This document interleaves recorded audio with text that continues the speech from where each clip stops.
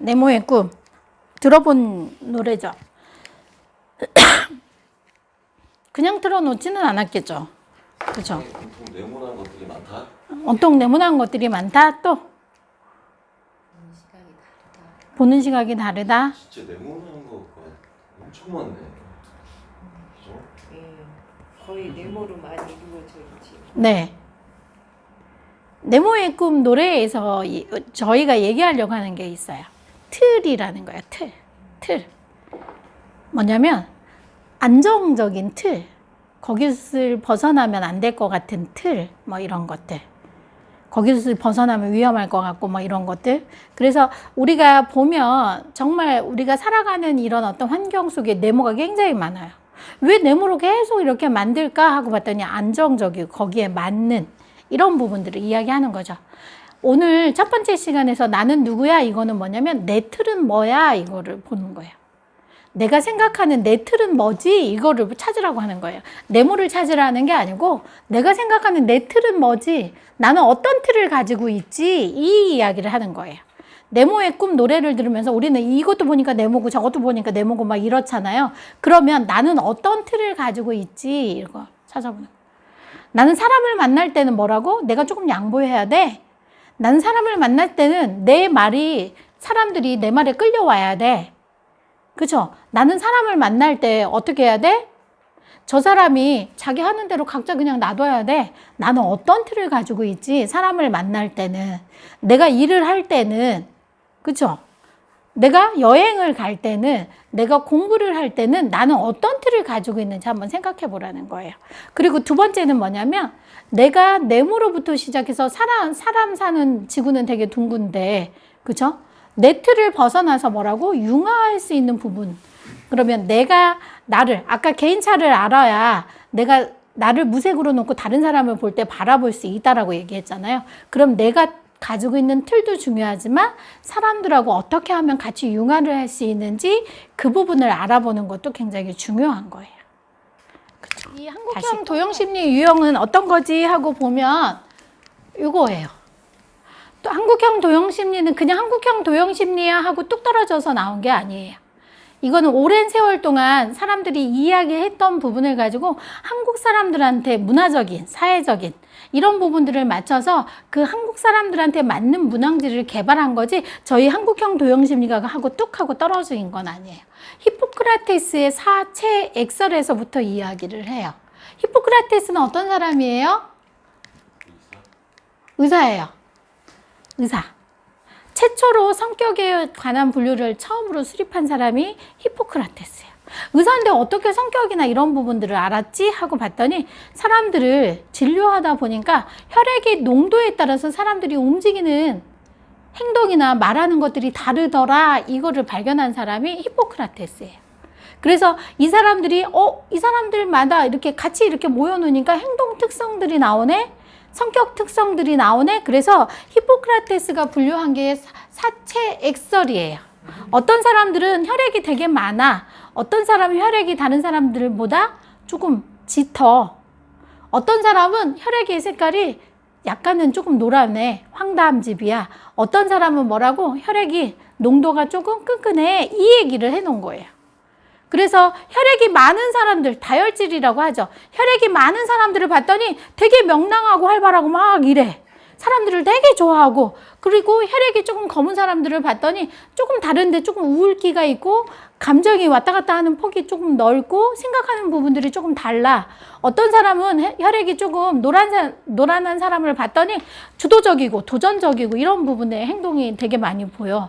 그리고 끈끈한 사람들을 봤더니 어떤 틀을 만들고 정확하고 약속을 잘 지켜야 되고 이런 부분들이 사람들마다 조금씩 다르네 이렇게 보기 시작한 거예요. 그러고 났더니 이 히포크라테스가 얘기한 거를 갈렌이라는 의사가 또 뭐라고요? 기질 이론으로 사람은 타고난 기질이 달라라고 기질 이론으로 수정 발전시키는 거예요. 그래서 히포크라테스가 얘기한 사체 액설이 갈렌에 의해서 뭐라고요? 사람의 기질은 타고난 기질마다 움직이는 부분들이 달라요. 그래서 다혈질이라고 했어요. 우울질이라고 했어요. 담즙질이라고 했어요. 점액질이라고 했어요. 그래서 우리가 요즘 우리 이제 애 키워보신 어머님들 계시겠지만 가면 아이들 영재 검사할 때 어떤 기질이야 뭐 이렇게 해서 기질 테스트 하잖아요. 그래서 사람의 성격이 이렇게 달라요 하고 기질로 얘기한 걸 칸트가 뭐예요? 기질을 범주로 나눠봤더니 뭐라고? 움직이는 부분들이 다른데 어떤 사람들은 감성적으로 움직이는 부분들이 되게 많고 어떤 사람은 뭐라고요? 잔해적인 부분을 가지고 논리적으로 움직이는 부분들이 있어. 이렇게 이야기한 게 칸트의 기질론이에요. 그러고 나서 이 칸트의 기질론을 가지고 칼라이너 박사가 뭐라고? 도형에 붙여봤더니 도형의 일반적인 정의를 가지고 붙여봤더니 뭐라고요? 운해적인 부분, 다혈질은 동그라미라고 하자. 그리고 뭐예요? 우울질은 S라고 하자. 담즙질은 세모라고 하자. 점액질은 네모라고 하자. 그래서 이 도형으로 사람의 성격 유형을 이렇게 나눠볼 수 있게 된 거예요. 그러고 나서 팀나의 도형 기질론으로 보면 사람들이 가지고 있는 기질을 조합해서 사람들은 한 가지 기질만 쓰고 사는 게 아니라 그래도 적어도 2가지 기질은 쓰고 살더라. 그래서 12가지 기질로 조합해 놓은 거예요. 그래서 다혈 우울질, 다혈 담즙질, 다혈 점액질 이렇게 해서 12가지 도형으로 설명을 하게 된 거죠. 그래서 히포크라테스의 사회철을 봤더니 최초로 성격 분류를 했고요. 4개의 체액설, 4개의 체액에 따라서 사람들이 움직이는 것들이 다르더라. 그래서 사체액설을 성격적인 특성으로 정리하니 혈액이 많은 사람들을 봤더니 되게 희망적이고 외향적이고 활발하고 다정다감하더라. 그리고 우울질은 약간의 자기가 자기 스스로 만족하지 못하면 약간의 비하하는 부분들이 있더라. 우울하고 슬퍼하는 기질들이 조금 있더라. 황담증은 되게 과민한데 혈기왕성하고 도전적이고 뭐라고? 해보려고 하는 부분들이 되게 많더라. 점액질은 냉담, 논리적이야. 생각을 많이 해. 그러고 나서 동작이 느긋하고 이 사람들은 움직이기 전에 사고를 굉장히 많이 하더라. 이게 히포크라테스의 사체액설이에요.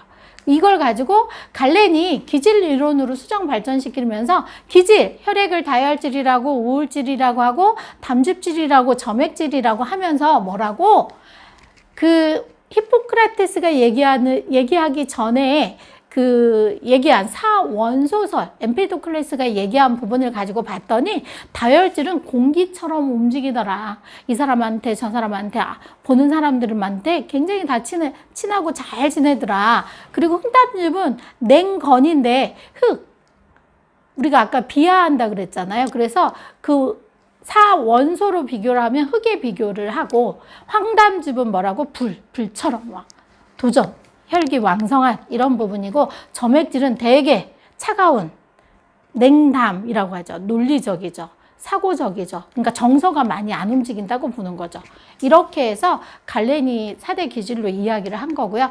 칸트는 기질 이론을 범주론으로 분류하기 시작하는데 사람은 운해와 좌뇌적인 부분 쪽으로 움직이더라. 성격도. 그래서 인간의 기질이란 혈액의 특성, 본인이 가지고 있는 혈액의 특성에 기인해서 움직이는 심리적인 경향성, 이걸 성격이라고 얘기한다. 기질이라고 이야기한다예요. 그래서 다혈질하고 우울질은 감정에 관련된 부분 쪽으로 많이 움직이고 담즙질하고 점액질은 뭐라고? 좌뇌, 논리적인 부분에 의해서 사고하고 움직이는 부분들을 가지고 있더라라고 이야기한 거예요. 그리고 칼라이너의 도형의 일반적인 정의하고 같이 플러스가 돼서 동그라미들은 뭐라고? 외부에 관심이 많고 일에 대한 지속성은 부족하지만 뭐라고? 관심이 많아서 이쪽 저쪽 막 오지랖 넓게 쫓아다니는 걸 굉장히 잘하더라. S는 스스로 완벽함을 요구하기 때문에 내가 뭔가를 하려고 할 때는 정말 조금 새롭게 하면서도 완벽하게 하려고 하는 부분인데 자기가 관심이 있는 부분에는 굉장히 몰입 정도가 굉장히 높지만 관심이 없는 부분에는 집중력 꽝이더라. S는. 그죠? 그리고 세모는 일에 대한 계획이 많아서 어떤 도전하고 목표의식을 가지고 움직이는 부분들은 세모들은 굉장히 잘하더라. 그리고 네모들은 뭐라고? 자기 표현력을 못하고 자기 틀에 있는 부분, 약간의 융통성이 없는 고집을 부리는 이런 부분들을 많이 가지고 있더라라고 이야기를 한 거예요. 그래서 우리가 가지고 있는 기질에 도형의 일반적인 정의를 붙여서 뭐라고요? 도형 심리가 나오게 된 거예요. 그리고 한국형 도형심리는 그래서 그 사람들이 가지고 있는 도형하고 기질하고 같이 플러스 된 걸 한국 사람들한테 맞는 문항적인 부분, 사회적인 부분, 문화적인 부분 그 검사지를 통해서 한국형 도형심리 12가지 유형이 나오게 된 거죠. 그래서 한국형 도형심리는 어디서 뚝 떨어진 게 아니고요. 우리 고대에서부터 내려오는 부분, 사람들의 기질이나 도형의 상징적인 부분이나 이런 부분들을 가지고 한국 사람들한테 맞는 문항지와 투자검사지를 개발했기 때문에 한국형 도형심리가 된 거예요.